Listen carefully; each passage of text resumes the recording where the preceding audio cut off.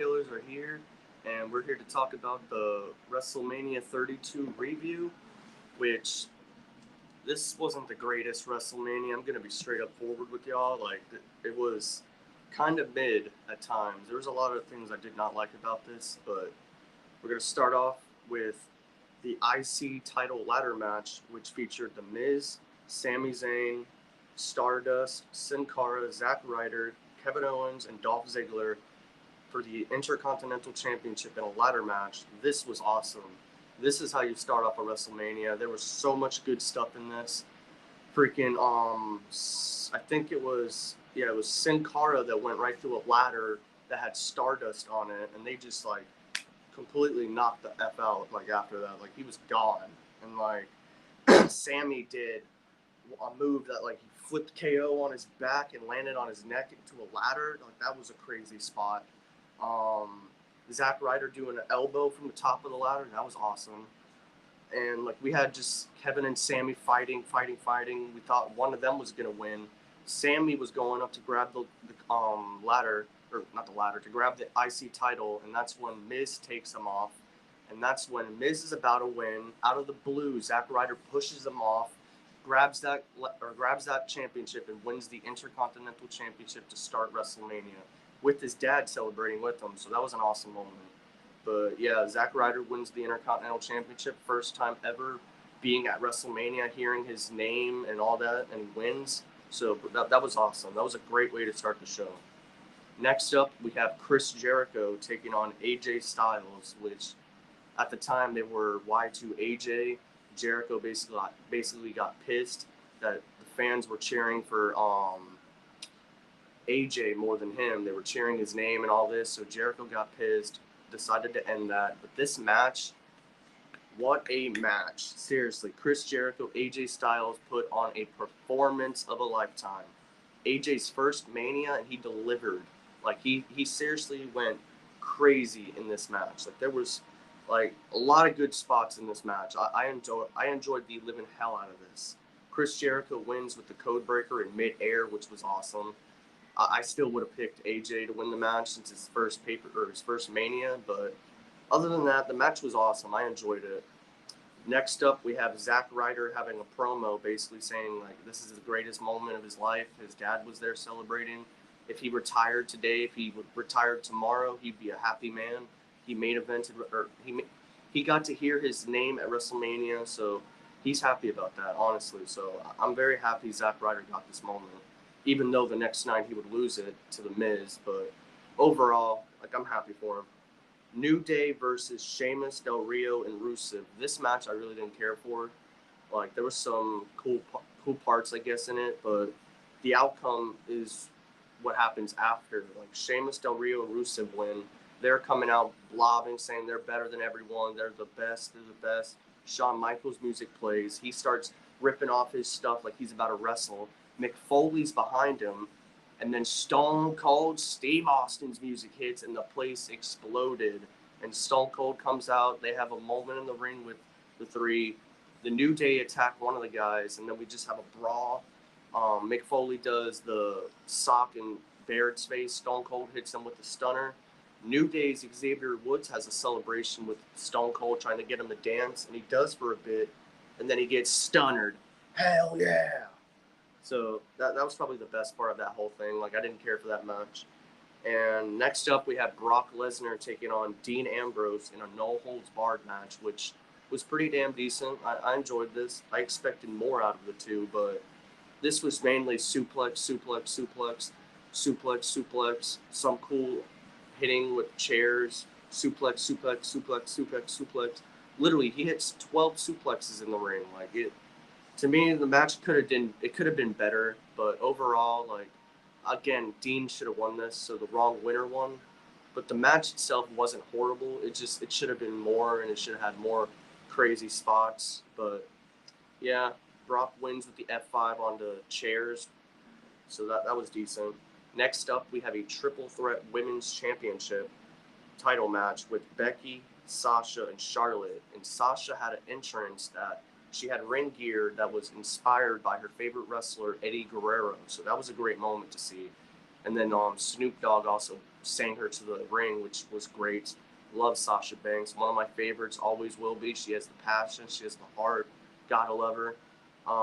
Becky Lynch is another one. I love Becky's music, and Becky looked awesome in this. Even Charlotte Flair, man. At this time, I enjoyed Charlotte Flair. Like nowadays, not so much, but back then, she wasn't like pushed bad. She was a heel and she was doing great. And even though I wouldn't have had Charlotte win this match, I still felt Sasha should have won. But this match was awesome, like awesome. I would say this match was better than Brock and Dean. And you have Charlotte doing her moonsault off the top. You have Becky doing freaking suplexes. You have Sasha selling so good. Sasha is a great seller. Like she sold a German suplex by Becky and literally just flopped out of the ring. And also Rusev as well. He sold a stunner by Stone Cold, and he literally completely went out of the ring. So like I love selling. So bravo to Rusev about that, and Sasha as well, man. Sasha is great. But honestly, like I really would have had Sasha go over on this because I feel like she was the best woman out there of the three. But overall, like this match was awesome. Like I would go back and watch this again because all three women looked great. Like it really was good stuff between all three women. So you can't complain on it. Even though Charlotte won, uh, I can't complain on it. The match was awesome. So as long as the match is awesome and the story's there in a way, that's what matters. And there wasn't much story to it, but the match itself delivered. So that's to me that's all that mattered. I still would have had Sasha win, but Charlotte wins the title by submitting Becky Lynch. And yeah, next up we have Taker versus Shane McMahon inside Hell in the Cell. If Shane defeated Taker, he would be in control of all of WWE. And if Taker lost, he lost his streak, obviously. But he already lost his streak 2 years before, so he'd be two already. He'd lose two matches. But honestly, Taker and Shane, such good chemistry between these guys. Like Taker freaking. Oh my gosh, Taker's great. Shane is awesome. Shane put out such a good match in this. Like there were so many good parts. Like Taker spearing Shane through the Hell in the Cell. Taker hitting him with the freaking he like choke slammed him like almost through the damn ring. Like there was parts I thought he was going through the ring. How hard he choke slammed him. But they went out the ring. Shane hits him in the head, gets him on the table. He looks up. He gets on the cage, does his stuff, jumps off, Taker moves, and that was a crazy moment. Literally, Shane McMahon jumping from the Hell in the Cell and missing, and Taker looked so shocked as well. He literally picked him up, brought him into the ring. Shane literally was like, and that's when Taker went like this, picked him up, tombstoned him, 1, 2, 3, and Taker would win this match. Shane would leave the match all beaten up, but the crowd was applauding for him, and he would leave doing this, showing that he's good. So honestly, this match was awesome. Like there's so much in this match. Like one of my favorites on this show, and there's so much to talk about on it. Like there's so many good parts. Like freaking, like I said, when they went through the cell, Shane jumping off, freaking Shane doing the DDT, reversing Taker's finishing move. He was trying to do a tombstone. He reversed into a DDT. Awesome. Such good stuff in this match. Taker wins, but Shane overall, in my opinion, should have won. But yeah, I'm not mad Taker won, to be honest. I'm really not. But next up, we have a battle royal that would feature The Big Show, Kane, Mark Henry, and a bunch of others. Even Shaquille O'Neal was in this. Big Show and Shaquille would have a moment. They would start fighting. They would eliminate everyone, so it's just them two.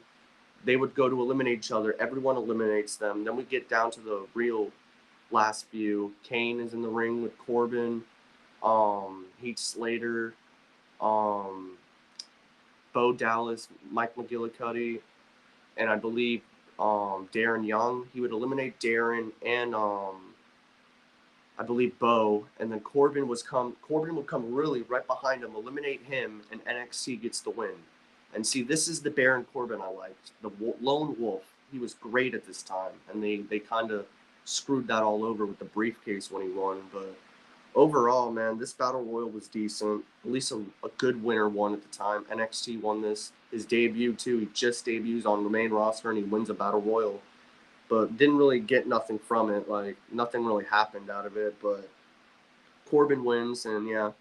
Next up, we have The Rock cutting a promo. Or no, we have the Dallas Cowboys cheerleaders come out and they're dancing. The Rock comes out with a freaking torch, lights or hits the torch, comes to the ring, basically does his stick, the millions and millions, and then he says he tells the record for tonight's attendance that it broke records, and basically he was just saying he was basically doing his Rock stuff. Bray Wyatt comes out, talks to him, saying, "You're the Rock. You're the people's champion. They listen to you." And then the Rock basically just murders Bray, calling him like, "You sound like you've been hitting the bong for like 8 days straight," and telling him about Hot Pocket, saying he needs to go eat more. And it's just that the Rock blast Bray Wyatt in this, and it really pissed me off because Bray could have been doing more, and literally this was just kind of a burial in a way. They literally like the Rock would just smash them on the mic. We get a match, Eric Rowan versus The Rock. Rock wins in 6 seconds, burying Eric Rowan away. Eric Rowan would never come back really from this. So The Rock beats Eric Rowan, and then the Wyatts surround the ring. Out comes John Cena. Cena and The Rock beat down Rowan and Bray.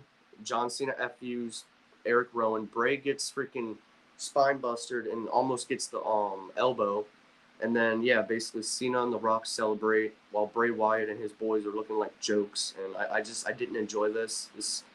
Maybe the cheerleader part I did, but other than this, like this was just kind of shitting on Bray Wyatt, and I don't get why they would do that. To me, Bray Wyatt's one of the best things ever. Even The Rock was saying like 101,000 people were literally holding their phones up for Bray Wyatt. He's a great, great, great, great, great person and a great, great, great character.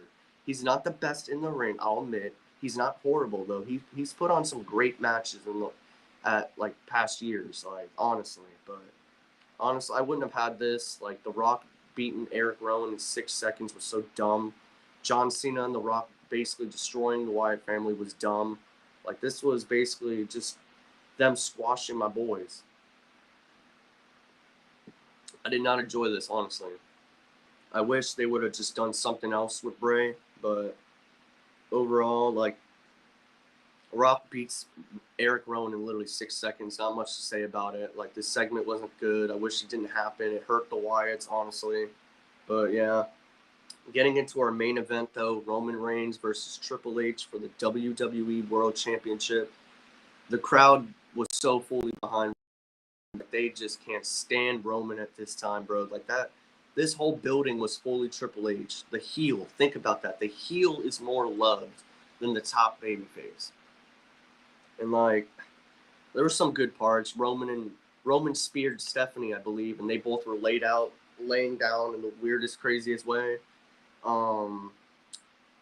Triple H hit the pedigree at times. I thought it was over. It didn't end. I wanted it to be over. The crazy thing is, at this time, I actually missed the main event when it was first live, 2016. I didn't watch the main event because I did not care for Roman. I knew he was winning. It was the most obvious thing, so I didn't care. I didn't watch it.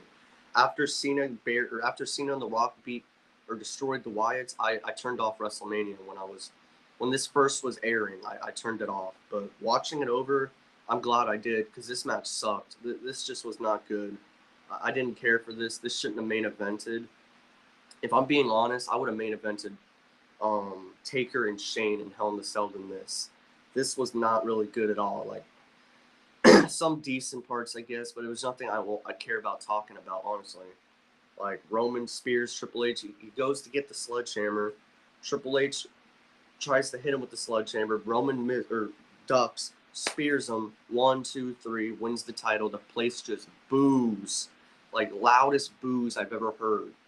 Like it just, to me, I didn't care. Like this Mania, honestly, the things I liked the most would be the IC title ladder match, Jericho and AJ, the triple threat women's match, Taker and Shane Hell in a Cell. and then some parts of Brock and Dean, I would say. So 5 good things about this show, and then everything else I just did not care for. Like, this show was kind of mid, honestly. Like, I'm being as honest as I can. Did not care for this as much. The main event should have. I still think 27 was worse, but this Roman and Triple H should have not been the main event because just Roman wasn't the guy, and he's just nobody wanted to see him win. Like, he was the top babyface, but nobody wanted to see him. Like, literally nobody. Maybe a girl and a kid, but that's about it. Like, most people did not want to see Roman win. They wanted Triple H to win, but Roman wins the title in the main event, and yeah, not much to say about that. Honestly, Roman beats Triple H with the spear, 1, 2, 3, wins the WWE World Championship. But honestly, yeah, not my favorite WrestleMania, but like I said, there were some good things about this. Not the worst. Not 27. You won't see me review 27 because that's just shit.